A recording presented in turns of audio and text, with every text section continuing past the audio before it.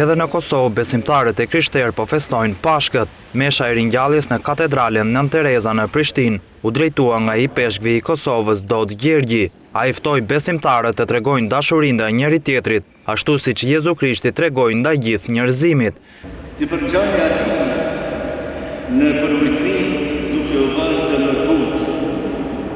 Të përngjani atij në kujdes pa u lohatën dhe pa u lodhën që të mund të mos shqetësohet zemra juaj kur. Të përngjani atij në urat, pa pushur, duke i dhënë lavdi gjithmonë atit tuaj që është në qiell. Të përngjani atij në dashuri duke qenë gjithnjë në shërbim të vëllezërve dhe të motrave që kanë nevojë dhe duke shpalosur dashurinë e juaj për gjithë botën dhe për qiellin e mbi gjitha hyrnat.